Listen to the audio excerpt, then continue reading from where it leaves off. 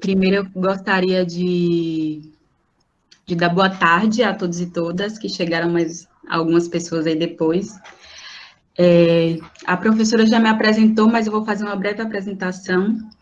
Meu nome é Gabriela Pereira Barbosa, eu sou assistente social formada pela Universidade Federal dos Vales de Jequitinhonha e Mucuri, a UFJM, em Teoflotone, e atualmente eu faço mestrado também em serviço social, aqui na Universidade Federal da Bahia. E só uma pequena correção, pesquisadora do grupo de pesquisa Observatório de Racialidade e Interseccionalidade, que é o ORI, né? Que vem dessa língua iorubá, né? Que significa cabeça. E falar também, parabenizar as professoras e os professores por trazer, né, esse debate tão importante que é sobre o racismo estrutural, né, que está dando microfone, que é um tema ainda muito latente, né, na sociedade brasileira e no mundo como um todo, né, levando em consideração, né, que o Brasil teve um período de mais de 300 anos de escravidão, né, e a gente vive um período de abolição muito curto, né, são 100 e poucos anos, e ainda a gente empreende, né, um movimento de empreender ainda uma luta contra o racismo no Brasil, que ainda é muito latente aqui. Pode passar, aí está o nosso nome, o meu e de Zamara, e o tema, e colocar o que é racismo estrutural. O racismo estrutural, esse conceito que eu coloquei aí, é um conceito utilizado pelo professor Silvio Almeida, que é um advogado, um filósofo e professor, e ele conceitou de uma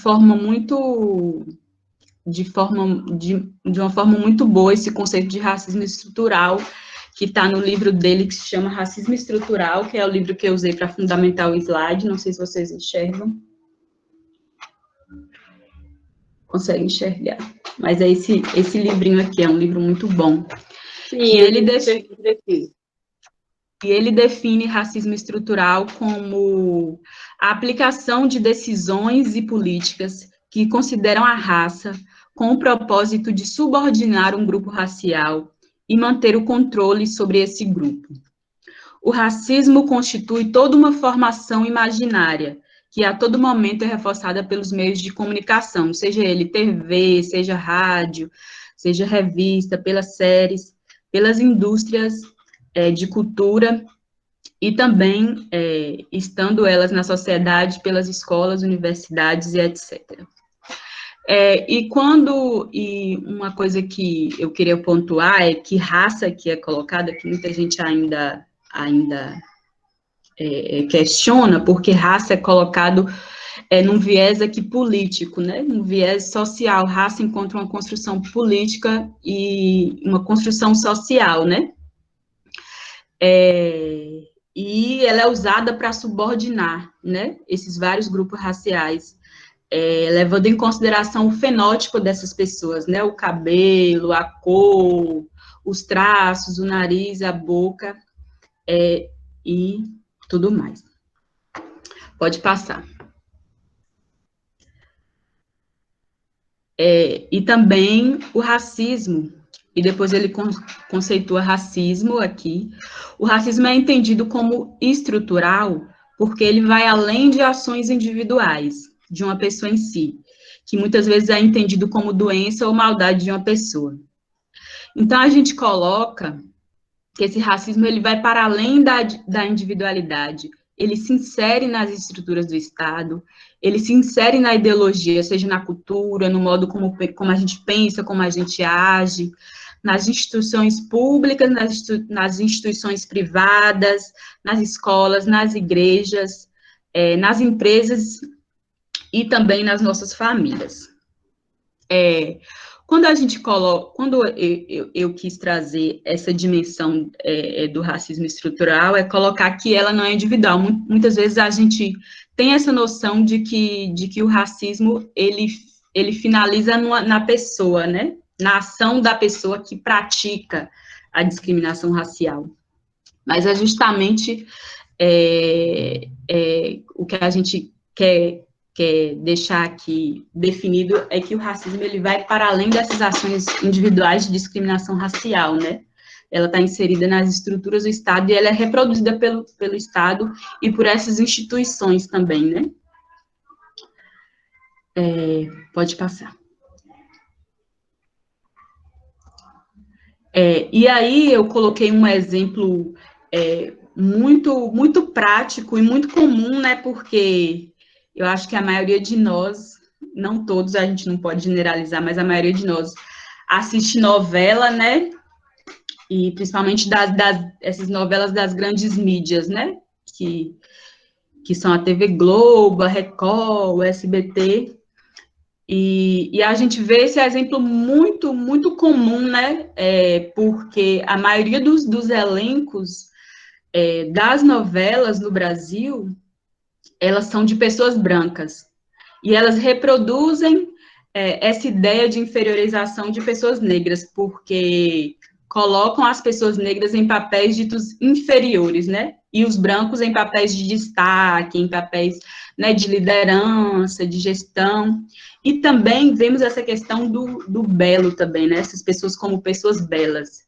Então, a mídia, ela reproduz isso, reproduz esse racismo através dessas imagens que são reproduzidas o tempo inteiro e que chegam nas nossas casas, né?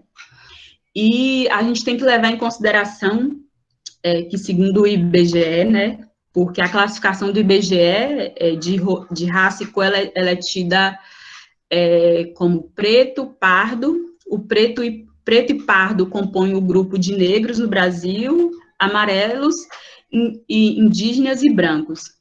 E pelo IBGE, a maioria da população brasileira é negra, né? Então, por que essas grandes mídias continuam reproduzindo, né, essas formas, né, colocando esses elencos de maioria negra, maioria branca, quando, na verdade, a maioria da população brasileira é negra, né? Então, essas grandes mídias, elas reforçam e muito o racismo presente na nossa sociedade. Pode passar.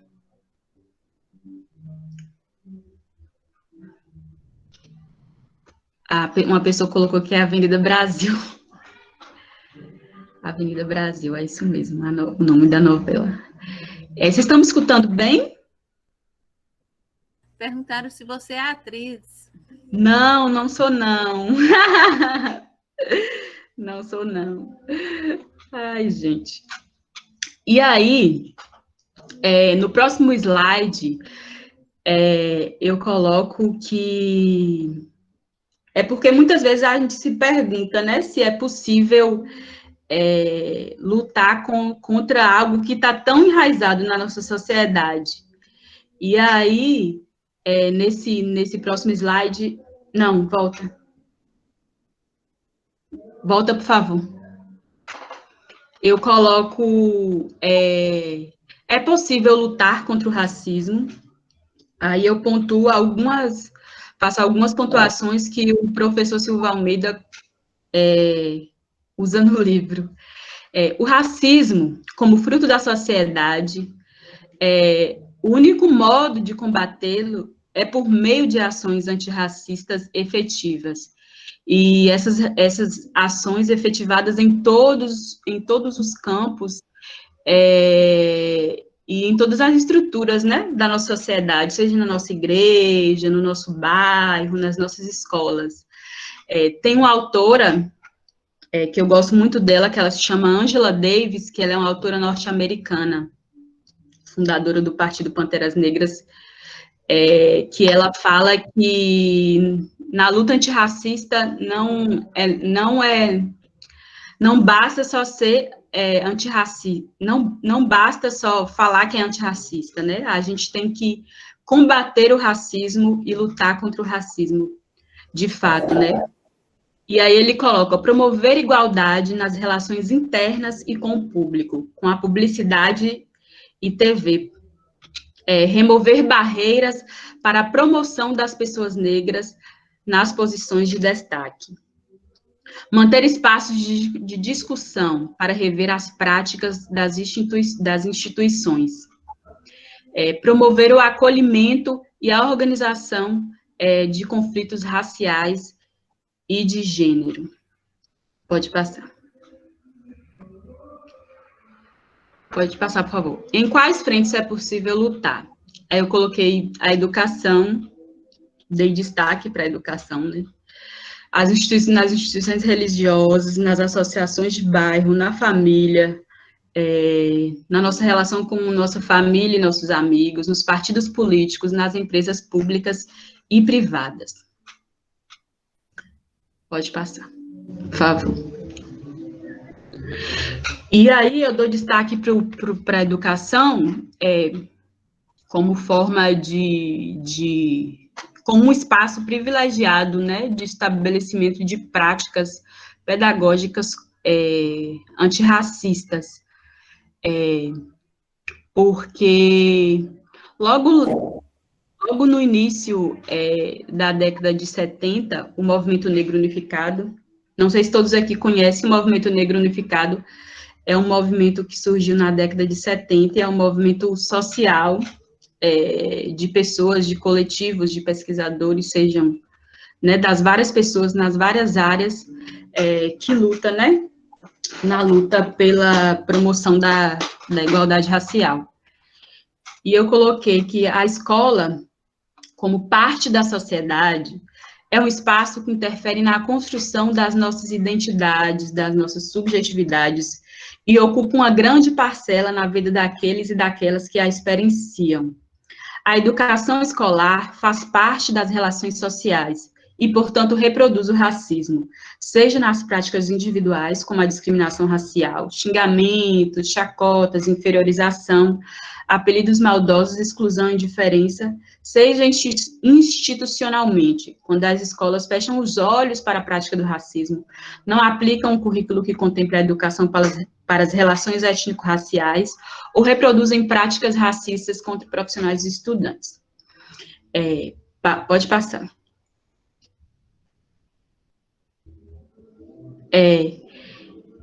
E aí,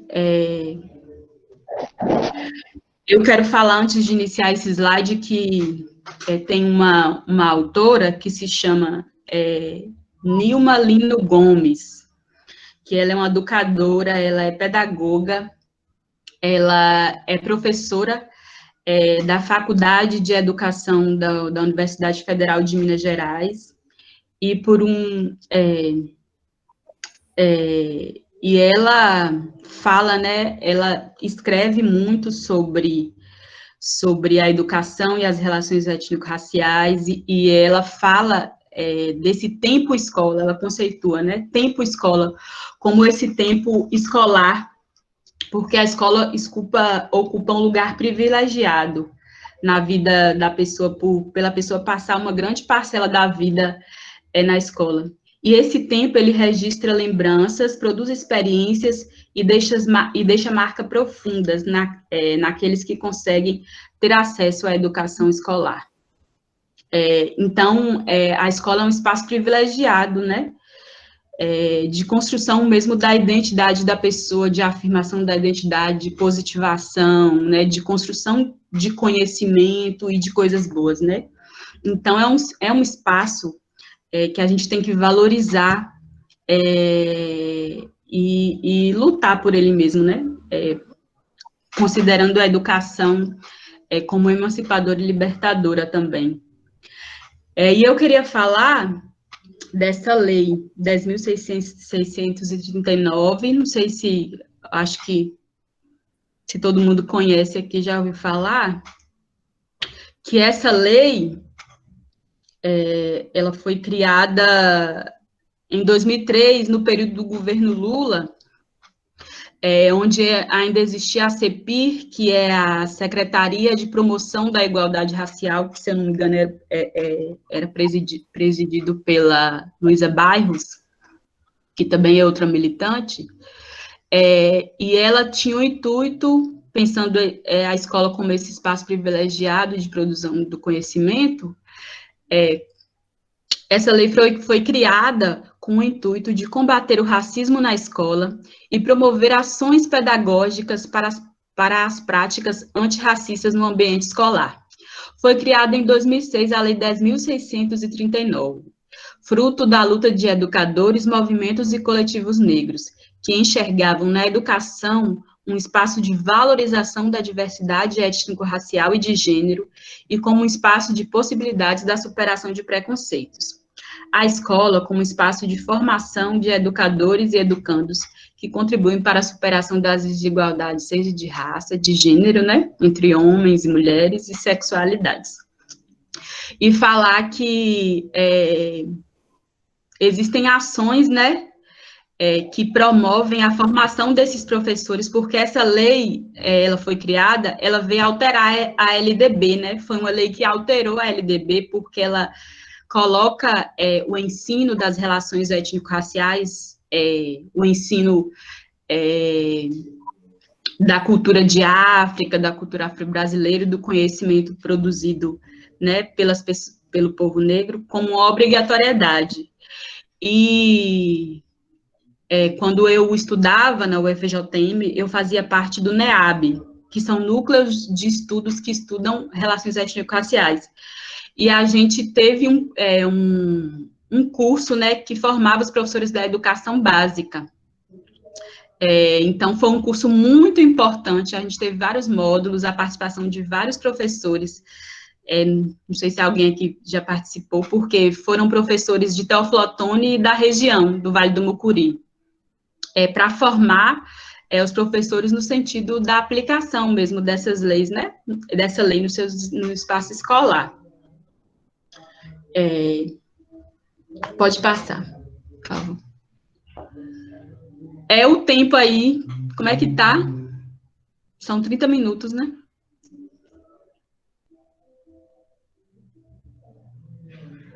O tempo, tem alguém cronometrando o tempo? Tá certo, tá tranquilo o tempo. Tá, obrigada. E aí, levando em consideração todas essas coisas que a gente falou, a gente considera, né, nós que lutamos por uma educação emancipadora, consideramos a educação como prática da liberdade e emancipação, né, das pessoas. A autora Bell Hooks. A Bell Hooks é uma autora feminista norte-americana, mulher negra, e ela se inspira muito na obra do pedagogo Paulo Freire, né, que é um educador brasileiro e que inspira, né, muitos professores e professoras aí da área da educação, que vai colocar a educação como espaço de possibilidade, de práticas libertadoras, incentivo para a autonomia. Né, a gente considera que o ser humano ele é feito para viver em sua plenitude, né? Ter acesso à educação, ter acesso ao saneamento básico, ter acesso à cultura, a renda, é o que todo ser humano deveria ter. E aí, a autora coloca que a sala de aula, com todas as suas limitações, continua sendo um ambiente de possibilidades.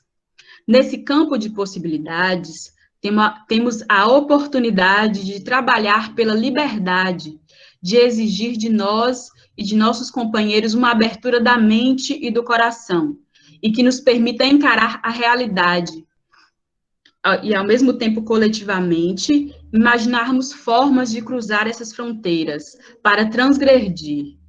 Isso é, a educação como prática da liberdade. Pode passar.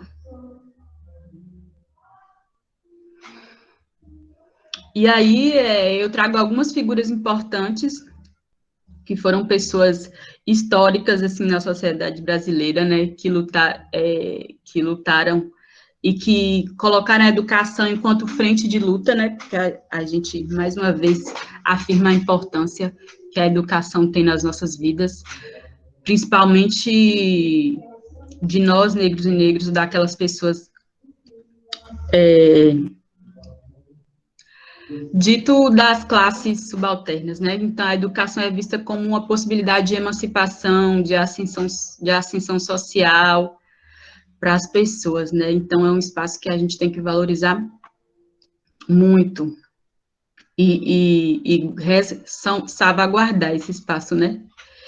E aí, eu coloquei essa figura e com uma frase dela que coloca, que ela fala: estamos cansados de saber que nem na escola, nem nos livros onde mandam a gente estudar, não se fala da efetiva contribuição das classes populares, da mulher, do negro, do índio, na nossa formação histórica e cultural. Na verdade, o que faz é folclorizar todos eles. E o que é que fica? A impressão de que só os homens, os brancos, social e economicamente privilegiados, aqueles que detêm o dinheiro, né, o poder, é que foram os únicos a construir esse país. A essa mentira tripla dá-se o nome de sexismo, né, que é essa opressão contra as mulheres, o racismo, a opressão contra os negros e o elitismo, né, que é a inferiorização das pessoas ditas pobres. Então, Lélia Gonzalez, ela foi uma figura importante, né, que afirma, né, que as pessoas negras e o povo negro fez parte, né, da construção desse país e continua fazendo parte da construção histórica, social e econômica do nosso Brasil. Pode passar, por favor. E aí eu coloco algumas pessoas que eu usei no slide, né, que é a Nilma Lino Gomes, que eu já falei que é pedagoga, educadora, professora, o Silvio Almeida também, que é um professor, advogado, é autor do livro Racismo Estrutural, a Beux, que é uma outra autora negra feminista e estadunidense. Pode passar. E aí eu finalizo o slide com a palavra transformar, né? Porque cabe a cada um de nós transformar essa realidade, porque a realidade, ela está posta e ela não se transforma sozinha, né? Ela depende de nós, para que as coisas que sempre estiverem postas e tidas como normais, né? Que é a subjugação dessas pessoas negras, inferiorização dessas pessoas negras, muitas vezes é colocada como normal, né? Um xingamento seria normal, uma pessoa negra em condição de subalternidade, de pobreza, ou a pessoa negra que muitas vezes não tem acesso à educação, né? A gente sabe que no período mesmo de pandemia que a gente vive, muitas pessoas não estão tendo acesso a ensino, né? Nesse período. Muitos estudantes estão sem ter nenhum tipo de acesso à educação, porque muitas vezes não tem nem a comida, né? A comida do dia, porque muitos estudantes, a única refeição do dia era a refeição da escola. A refeição que elas tinham na escola. E quando vê a pandemia, que essas pessoas que a gente está impedido, e é um momento mesmo que a gente não pode retornar, né? Porque a gente vive um período de pandemia mesmo, um período excepcional. Essas pessoas que tinham a única refeição no dia, muitas vezes não têm acesso nem à refeição. Como cobrar, né? Que esses estudantes estejam estudando ou fazendo outras coisas que, digamos, fossem produtivas, né? Então, a desigualdade, né? A desigualdade no Brasil é muito grande.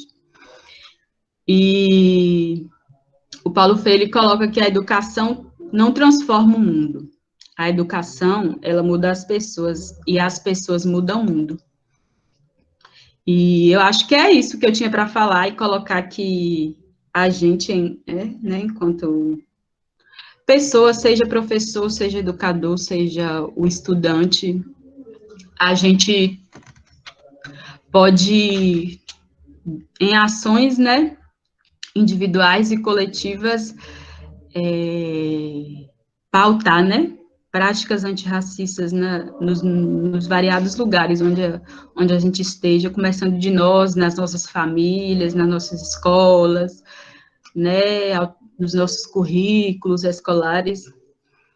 Eu acho que é isso que eu tinha para falar, e agradecer mesmo, agradecer aos professores, mais uma vez por essa iniciativa, agradecer aos alunos presentes, e dizer que se tiverem alguma dúvida, vocês possam perguntar. Eu acho que o espaço do debate é um espaço importante, e eu acho que é isso, e vou passar agora para minha companheira e amiga Isamara Malaquias.